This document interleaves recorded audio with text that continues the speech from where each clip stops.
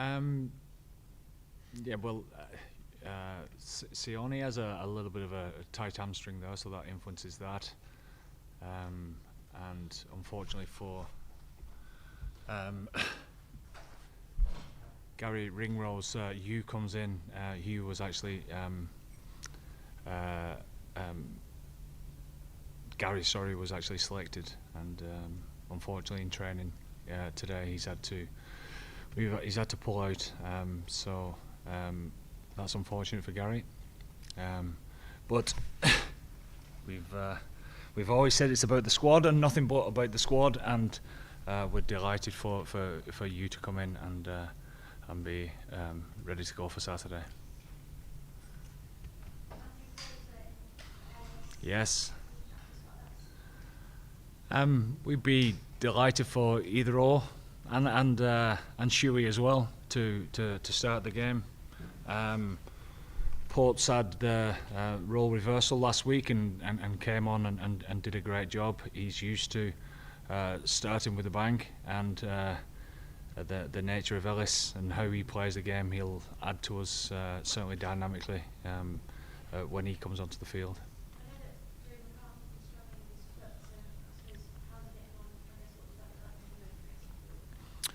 Well, the honest answer is we don't know.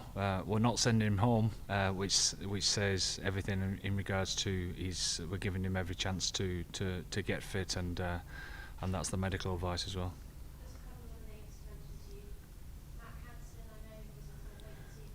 He isn't fit for this weekend. He's exactly the same as Joe.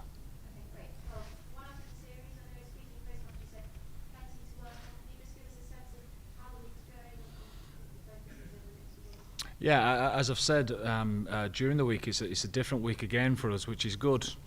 At this stage of a tour, it's good to just change things up a little bit, and what we've tried to do is keep the whole squad together the whole way through, and we've managed our week a little bit differently. So we train on a Thursday where we're normally used to training on a Wednesday, and we've adapted pretty well to that, and everyone's been out there today and ready for an abbreviated captain's run tomorrow. I'm ready for what is going to be a huge occasion on Saturday. Yeah, when you say a huge occasion, MCG is waiting. You said you'd be playing a wounded animal. Can you just tell us a bit about what you're expecting in Australia? Well, everything that everyone said, it's the truth, and it's what we expect coming our way. But it's what we expect of ourselves. More importantly, we thoroughly believe that we're way better than what we showed, and we've got another chance to prove that. Andy, that's a real signal for Gary. What actually happened? It's head related again, so I actually don't know at this stage. It was literally as I was walking off the field, he came to me, and once it's mentioned, that's that. So there was no incident. He was feeling good. Well in advance of Tuesday and fit and ready to play. No incident through the game at all. Nothing yesterday and nothing this morning at all. But with these type of things, players are getting very good at telling the truth of how they feel. So it was a no-brainer to make the change straight away. So will he go back into the side? I don't quite know the honest answer, Murray, but I'll get that for you. I've literally come off the training field and straight in here, but. No, I mean obviously when you've got a little bit of a tight hamstring, it influences how you're possibly going to go. So we made the call to go with Bundy in that regard. Andy, Jack Morgan on the bench, you said he was very close last week. Could you speak a bit about him, and then off the back of that, how much of what you've changed on your bench this week is to do with kind of the final 20 minutes last week and wanting more out of it? Obviously that influences you a little bit, but there's always that type of thing, whether it be the front or the back of your mind, but at the same time doesn't always pan out like that.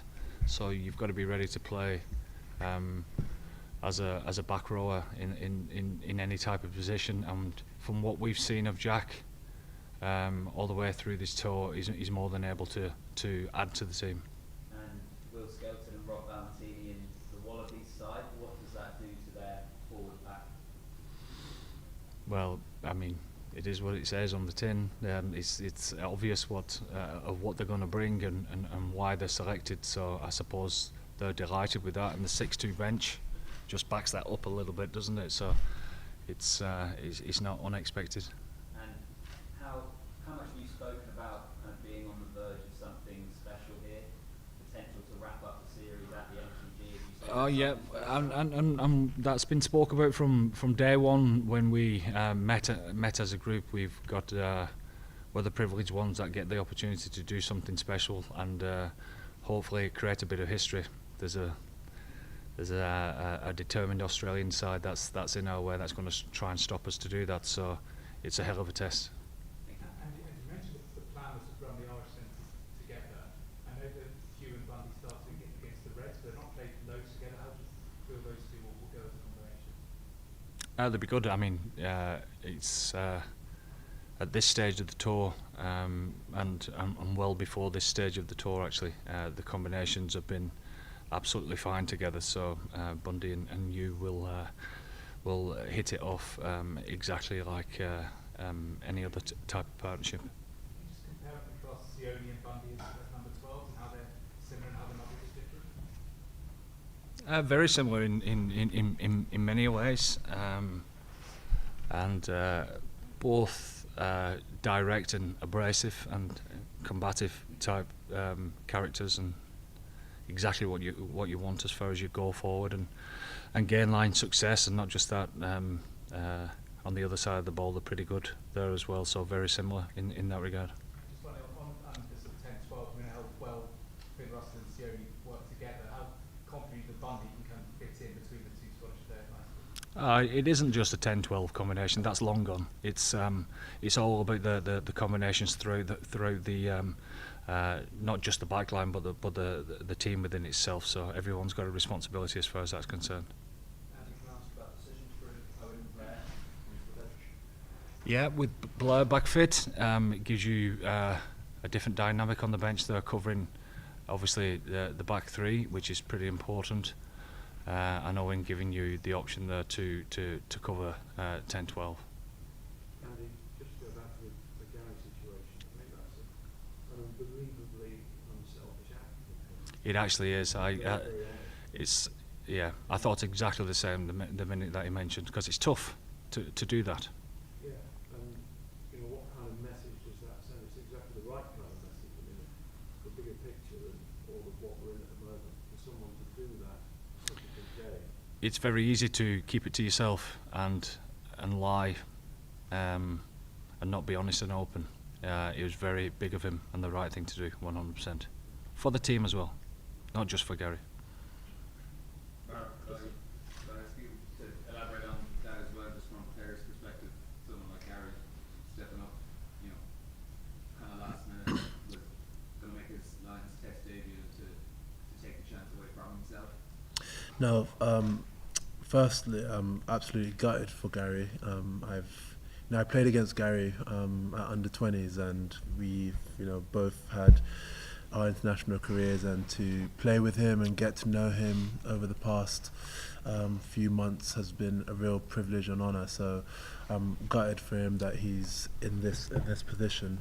But it also, as you guys have alluded to, shows the measure of the man, for him to be so selfless.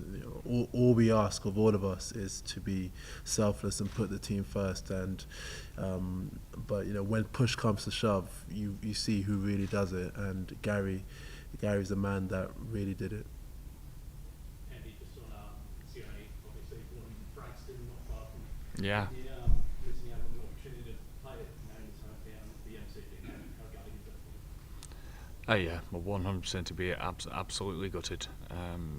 He also knows that that's rugby. Fairy tales not always written, are they? So Sione's a team man anyway. So and the same with anyone who's missed out to a man. All the players who's not made the squad this week for whatever reason, being injury or not selected, every single one of them has been rolling forward by putting the team first, and that's very evident in how we've trained today.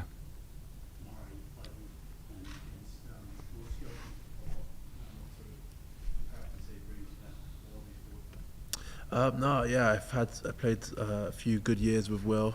Played against him a few times as well, and he's a fantastic player. He's a talisman for La Rochelle, and any side he plays in, he adds a sense of dynamism, size, power to the team. So no, I'm delighted for him that he's able to play.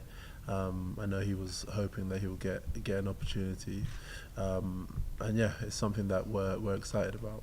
Do you change the way you approach, say, Morley? Some of the tactics and he's obviously a huge man. Uh, Abilities in that area. Well, he obviously Will presents, due to the size of him and his strengths, he presents different challenges to, your traditional lock. But again, as always, the focus will be on us. We don't want to get too distracted on what they may or may not do. Jack's involvement means all formations will, hopefully will be represented in test matches. Has that been a consideration? Does it matter to you? It hasn't, honestly, it hasn't, and nor should it be. You've got to do, as I said all the way along this tour, you've got to do every individual justice in regards to whether they're able to get selected for the team to be the best version of themselves, and Jack's done that, and that's the only thing that matters. You said you want to create a bit of history. What does that mean? How do you want to be? Winning the series. Winning the series. No other Lions have done back-to-back victories of tours of the same country. So, due to the good work of the 2013 touring party, we get the privilege to be in a position to try and accomplish that.